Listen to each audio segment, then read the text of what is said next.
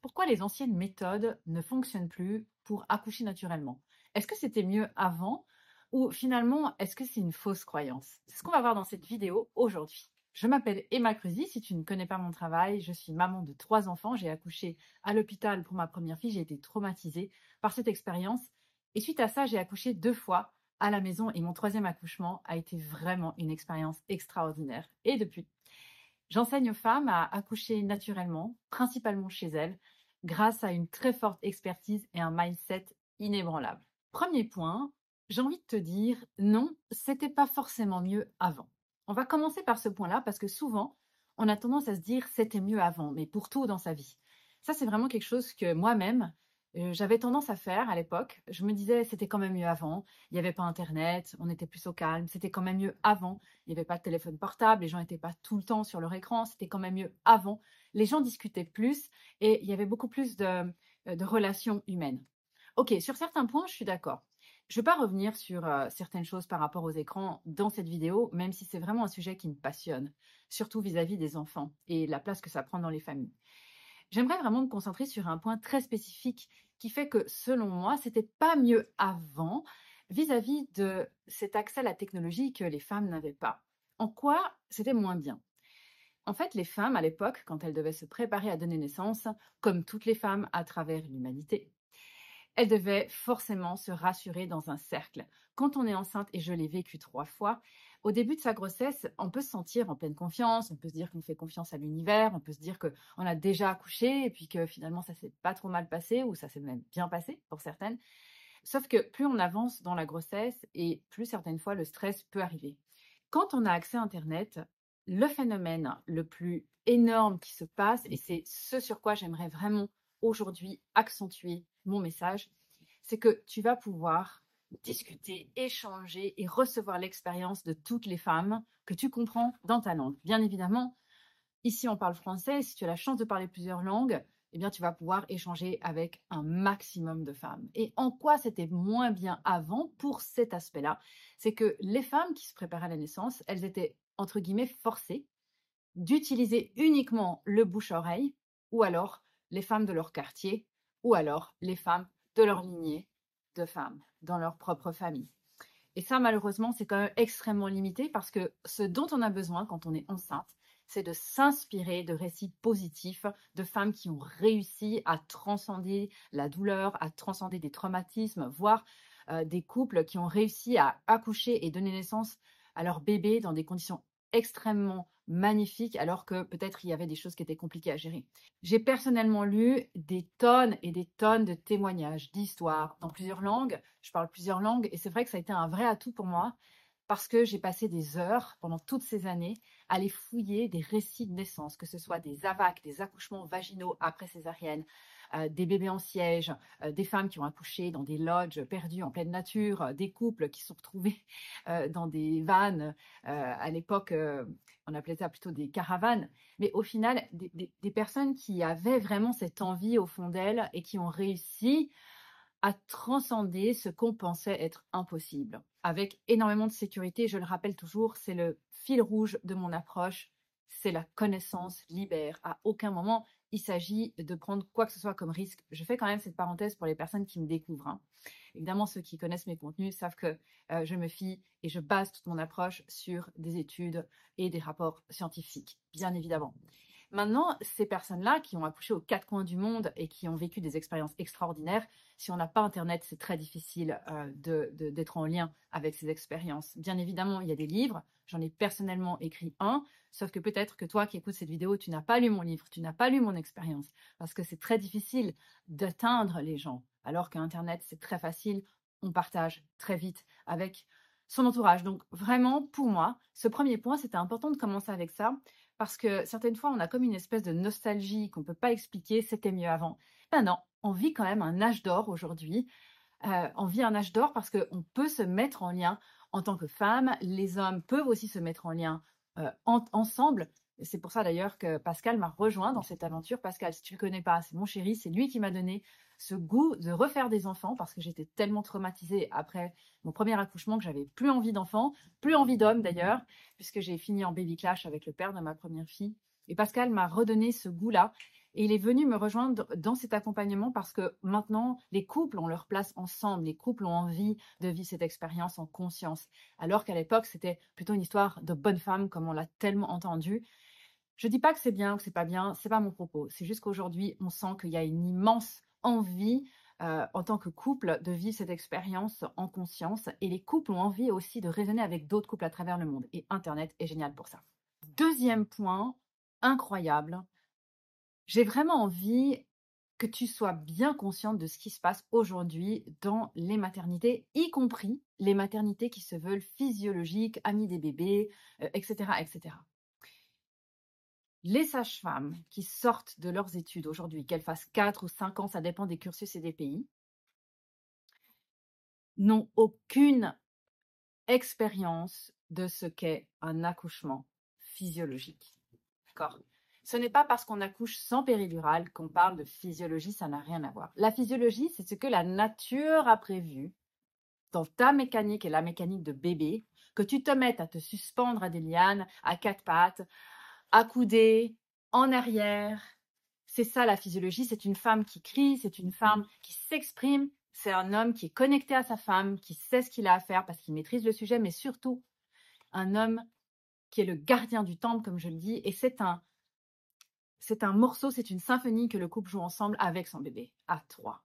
Quand les sages-femmes aujourd'hui témoignent, ces pauvres sages-femmes qui sortent d'études et qui doivent se faire la main sur le terrain, c'est-à-dire que c'est bien beau les livres, c'est bien beau de connaître la théorie, mais en pratique, c'est pas la même histoire.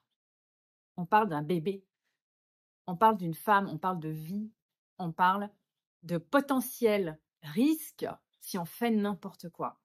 Et plus on rentre dans cet univers, quand à l'époque je suis rentrée dans cet univers parce que j'étais persuadée que accoucher était risqué, était dangereux, j'étais persuadée qu'au final, heureusement que j'avais été à l'hôpital, sinon je serais moi-même morte et mon bébé aussi. J'étais complètement ignorante et conditionnée à toutes les images que j'ai tout le temps vues dans ma vie sur l'accouchement. Et donc, les sages-femmes aujourd'hui qui sortent d'études ne peuvent plus se faire la main avec des accouchements qui se passent dans ce respect de la physiologie, avec des femmes qui accouchent debout, accroupies, à 4 pattes, dans un placard à balai. Elles ne savent pas. Les sages-femmes sont conditionnées pendant leurs études aussi à devoir assister des femmes allongées sur le dos dans une position gynécologique qui n'est tout sauf bénéfique, qui en plus crée des catastrophes, on le sait aujourd'hui. Je répercute d'ailleurs les chiffres dans mes cours. Et donc, ces sages-femmes-là, elles ne peuvent plus se faire l'expérience. C'est un problème pour les sages-femmes parce qu'il y a beaucoup de femmes qui arrivent, qui veulent accoucher naturellement et qui n'y arriveront pas. Je l'ai déjà dit, je continue de le répéter. Il ne suffit pas de le vouloir pour réussir. Aujourd'hui, les chiffres sont ce qu'ils sont. Plus de la moitié des femmes qui veulent accoucher naturellement n'y arriveront pas. Parce que toute la préparation, tout l'univers de la naissance est à reprendre. Et donc, d'un côté, les sages-femmes ne peuvent plus se faire la main parce que les femmes arrivent, elles ne sont pas assez préparées, elles craquent. Donc, du coup, malheureusement, les projets de naissance tombent à l'eau. Et de l'autre côté, les parents, les femmes, ne peuvent plus être accompagnés par des sages-femmes dans les structures hospitalières qui ont cette connaissance ancestrale de ce qu'est le respect de la physiologie. La femme, elle a ce savoir en elle. Tu es profondément capable. Le problème, c'est savoir préserver ça. Et ça, c'est tout un challenge. Que ce soit au niveau des sages-femmes, que ce soit au niveau des parents. Aujourd'hui, plus personne ne peut se faire la main. Parce que malheureusement, ça s'est perdu. Plus de 80% des femmes accouchent avec une péridurale. Dans certains pays, c'est quasiment un chiffre qu'on retrouve pour les césariennes. Je ne sais pas si tu t'imagines. 87% des femmes au Brésil accouchent par césarienne. Il ne s'agit même plus de péridurale. Comment les sages-femmes dans ces pays-là, et il y en a en Europe aussi qui ont des statistiques aussi catastrophiques, comment ces sages-femmes comprennent ce qu'est donner la vie? C'est impossible. Donc, par rapport à ça, oui, c'était mieux avant. Le meilleur outil que nous puissions avoir, c'est l'inspiration, et c'est le sujet du troisième point. Dans ce point-là, est-ce que c'était mieux avant ou pas? Je vais te parler de la gestion de la douleur. C'est vraiment le point le plus capital sur réussir son accouchement naturel. C'est la première chose que les femmes se disent, mais comment je vais gérer la douleur? Parce que si tu veux accoucher naturellement, il va falloir que tu te passes de péridurale. Et si tu veux te passer de péridurale, il va falloir que tu crées ta propre péridurale naturelle. OK, par rapport à ça, est-ce que c'était mieux avant ou est-ce que c'est mieux maintenant? Ben, là, j'ai envie de te dire ni l'un ni l'autre. Je me suis vraiment penchée sur la question et je me suis dit que à certains égards, c'était mieux avant et à d'autres égards, c'est quand même beaucoup mieux maintenant. Pourquoi? Disons qu'avant, il n'y avait pas les cours remboursés par la Sécu où on t'apprend tout un tas d'inepties qui ne servent à rien. Si tu ne connais pas les témoignages des mamans que je fais sur mon émission YouTube, viens les voir. Si tu n'as jamais fréquenté ces cours-là, tu vas voir ce qu'on t'y apprend. Malheureusement, de nouveau, si c'était efficace, ça se saurait, les chiffres ne seraient pas ce qu'ils sont.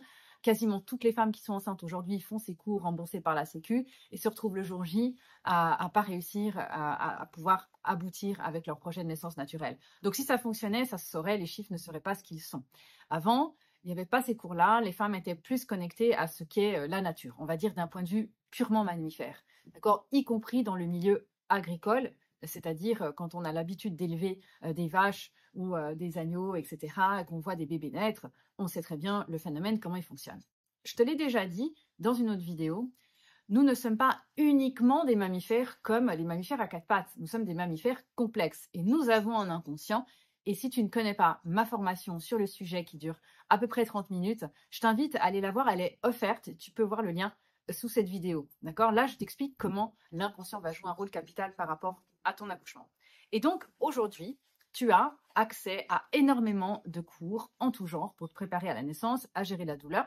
Le problème, c'est qu'il va vraiment falloir axer ta préparation sur le message énergétique de la personne qui te parle. Je donne un exemple tout simple. On peut voir dans des émissions YouTube aujourd'hui des sages-femmes qui te disent que accoucher, c'est l'équivalent de casser 20 côtes sans anesthésie. Comment penses-tu que tu vas gérer ton accouchement si la personne qui est dans la pièce a ça dans un coin de sa tête? Si elle pense que tu es une folle alliée de vouloir accoucher sans anesthésie et que c'est l'équivalent d'avoir 20 côtes qui sont cassées sans anesthésie. Enfin, c'est impossible dans ces conditions-là. C'est une torture. Accoucher naturellement, c'est pas serrer les dents, comme je le dis tout le temps. C'est pas se dire il faut pas de péri, il faut pas de péri, il faut pas de péri parce que je suis anti-péri. Et au final, être aussi traumatisé par ce moment-là parce qu'on l'a subi tellement c'était violent. Et ça peut arriver. Il y a des femmes qui nous disent j'ai accouché naturellement, mais j'ai subi et ça m'a aussi traumatisé. Donc, ce n'est pas juste avant c'était mieux, maintenant c'est mieux par rapport à ça. Aujourd'hui, tu as une opportunité en or, c'est que tu as accès à l'information. Il va falloir juste, par contre, effectivement, la trier. Ce qui se passe, c'est qu'il y a tellement d'informations, c'est le revers de la médaille, qu'on va passer des heures à trier le vrai du faux sur Internet, à savoir ce qui est bon, ce qui n'est pas bon, et puis surtout, quelle est l'expérience de la personne qui parle. Donc si aujourd'hui tu te retrouves par rapport à ça un peu confuse, comment gérer la douleur, comment trier le vrai du faux, et comment savoir si aujourd'hui tu peux avoir des meilleures informations qu'avait ta grand-mère, ton arrière-grand-mère, etc., etc. à l'époque, il va falloir vraiment que tu regardes, et je t'invite vraiment à regarder les statistiques et les chiffres de la personne qui va t'accompagner dans ta préparation à la naissance. Encore une fois, se baser sur l'intuition, première étape, et se baser sur les faits, deuxième étape. Personnellement, c'est toujours comme ça que je fonctionne et ça fonctionne vraiment bien.